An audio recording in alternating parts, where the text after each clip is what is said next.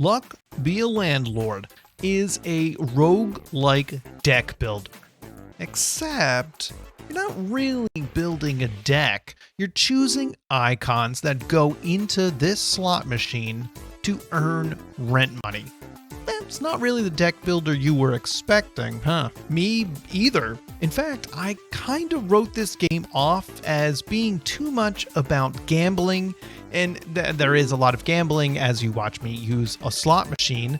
That makes it very addicting. I'll explain, but first note that this game was in early access for 2 years, and it's now having its full release. So the goal is to get as much money as you can to pay your bastard of a landlord who keeps increasing the rent every freaking time.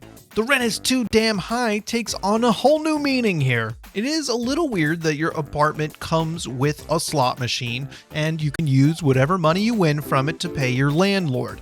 It's a little ridiculous, but let's just keep going.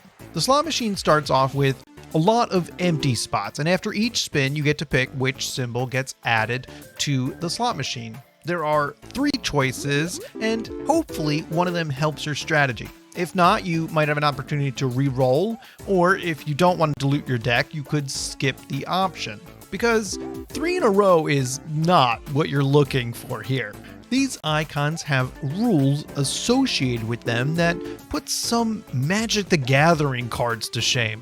For example, a monkey icon will eat a banana that's close to it, which turns into a banana peel, of course. Then the banana peel will remove any thief icons you have if they're next to it. I mean, come on, that's obvious. This is Slot Machine 101. Try and keep up with me now. Since it is a slot machine, there is an element of luck, but you have some hand in it since you're building this deck or picking the icons that get added to the machine. I spent a lot of my time trying to figure out what all these icons do and what the hell they're going to do when added to this machine. You can't just add whatever icons look nice. You'll want to build a specific kind of machine that can pay out so you can afford your rent. Truthfully, the slot machine aspect is kind of addicting. I found myself pulled into the game way more than I expected as I just kept pulling the lever to pull more and more spins to see what would happen. You're adding these icons and hope it's all going to work out because you have no control over how they're going to land on the machine. So there's strategy, but it's a little removed. So you add something, pull, see how it works out, and then there's just one more pull to see if this time it's going to work out a little bit better. If these icons weren't so complicated, I don't think this game would work at all. You're building a mental map of what icons you have and how they're going to interact. Your machine is constantly changing, and if it isn't, well, then you're probably not going to make enough money. I sort of mentioned this, but let me be explicit.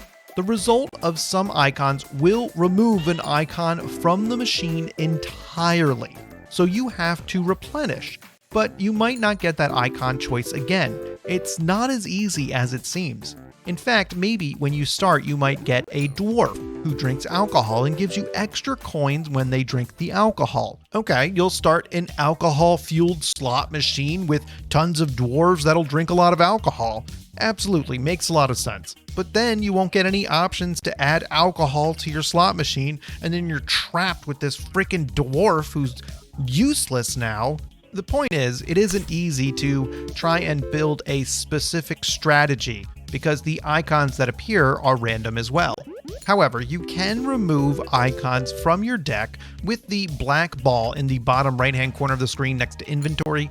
That's how many icons I can remove, but it's not all the icons, it's only one of the icons if I have multiple of them. Look, this is probably obvious, but there's a lot of luck that goes into this. It's a slot machine after all, right?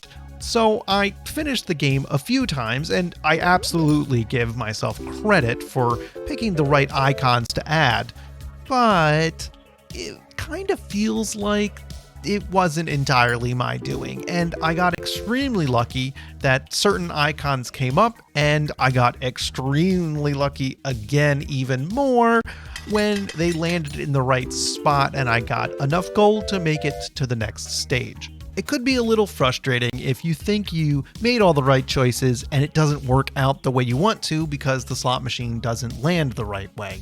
Anyway, you only need to survive paying the landlord 12 times to finish level 1.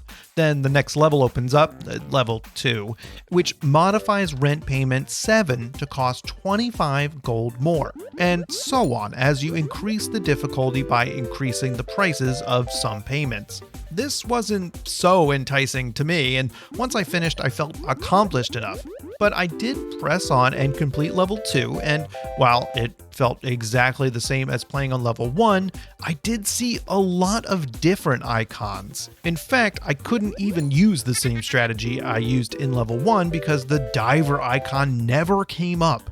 So there is a reason to keep playing if you want to be forced into trying new strategies. Moving on to the Steam Workshop options available for Luck Be a Landlord, there are some available right now to add new icons to the game. This is nice and could extend the gameplay. Keep in mind, it's never guaranteed that these won't break the mechanics of the game or be continually added. Of course, these are going to have various degrees of professionalism as well. That said, it's always nice that this is available and adds some nice replay to the game, especially if more are added later and you come back to the game. Overall, Luck Be a Landlord is a fun take on a deck builder. Very easy to pick up and play, although mainly it's because you can try and guess your way through building the deck and get a few lucky spins. It's a lot more inviting than other deck builders though. It is addicting though, and I always wanted one more spin. Yes, again, it does seem a bit obvious that a slot machine is addicting. I'm glad I gave this one a shot.